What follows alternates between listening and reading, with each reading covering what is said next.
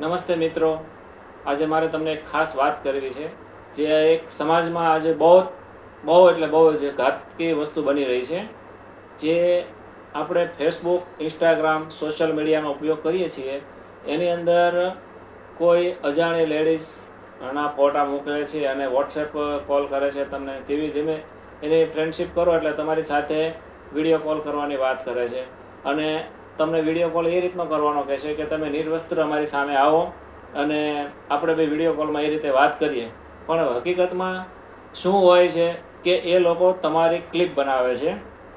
તમે વિડીયામાં તમારું જે શરીરના અંગો બતાવો છો એ વસ્તુનો એ લોકો વિડીયો બનાવે છે. પછી તમે જેવો વિડીયો પૂરો કરો એટલે તમને એ લોકો બ્લેકમેલ કરે છે કે ભાઈ તારા ફ્રેન્ડ સર્કલની અંદર આવડું ગ્રુપ છે, હું એને બધાને અપલોડ કરી લઈશ, તું મને આટલા પૈસા આપ. તો આવી વસ્તુ બનતી હોય છે. તો આ વસ્તુ તમને કહું છું, તમારા ઘરમાં બાળકો હારે કે તમારી હારે કે કોઈ પણ વડીલ સાથે કોઈ પણ હારે બનતું હોય તો તમને થાય કે મારે આ વસ્તુ બની ગઈ છે એટલે તમે ઘરમાં શેર કરી દો. છોકરાઓ હોય તો તમારા મમ્મી પપ્પાને કહો, તમારી હારે બન્યું હોય તો તમે પોલીસ સ્ટેશનમાં જાઓ અને કહી દો કે ભાઈ મારી હારે આ વસ્તુ બની છે. પણ તમે મહેરબાની કરીને કોઈને પૈસા આપશો નહીં, કારણ કે પોલીસ આપણી હારે જ છે. આપણે એને કમ્પ્લેન કરશું તો એ તમારી હારે જ છે. એટલે અજાણી આઈડીને કોઈ ફોલો કરવી નહીં, કોઈ સાથે વિડીયો કોલમાં વાત કરવી નહીં, એનું ખાસ ધ્યાન રાખજો.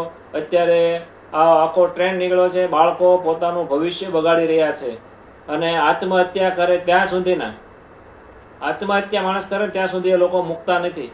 પૈસા પૈસા પૈસા, અને ખબર પડી જાય કે આ લોકોમાંથી પૈસા મળે એમ છે એટલે એ લોકો પૈસા ઉઘરાવે છે. અને તમે જો પોલીસ સ્ટેશનમાં જશો અને કમ્પ્લેન લખાવશો ને તો તમારું કોઈ કાંઈ વાંધો નથી.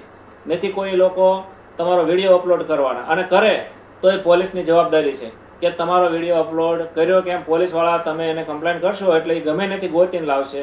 એટલે તમે ગભરાણ્યા વગર, કોઈની લાજ શરમ રાખ્યા વગર તમારી હારે કદાચ આ ઘટના ઘટે તો ધ્યાન રાખજો અને પોલીસમાં જજો. કોઈને પૈસા આપશો નહીં, બરાબર? આ આખી એક સ્કીમ ચાલે છે એટલે માટે બધા સતર્ક રહેજો, બધા એનું ધ્યાન રાખજો. ઘરમાંથી કોઈનામાં આવો વિડીયો આવ્યો હોય ને કોઈની ભૂલ થઈ ગઈ હોય તો બધાને પાસે બેસીને એનો કાંઈ વાંધો નહીં, બેટા આવું તો સમય છે, તું ચાલ્યા રાખતો હોય, સોશિયલ મીડિયા છે, થતું હોય આ તે, એમ કરી અને વાતને ટાળી દેજો. તમારામાં દોષ નથી, તમારા બાળકોમાં દોષ નથી. હજી તમને કહી દઉં કે તમારામાં કોઈનામાં દોષ નથી. આ લોકો આખી એવી સ્કીમ આપે છે માણસને લલચાવવાની, ફોસલાવવાની અને તમને અંદર શીશામાં ઉતારવાની.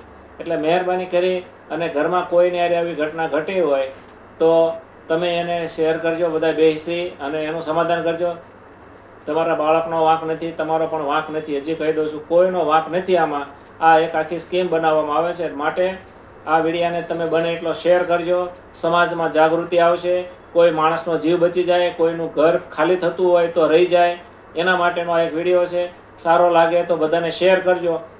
તો તમને સારો પણ ન લાગે ને તો પણ હું તમને એમ કહું છું કે તમે બને ત્યાં સુધી તમારા ગ્રુપમાં મૂકજો. કોઈને આ વિડીયો કામમાં આવશે ને આવશે. બરાબર? જય માતાજી, ભારત માતા કી જય.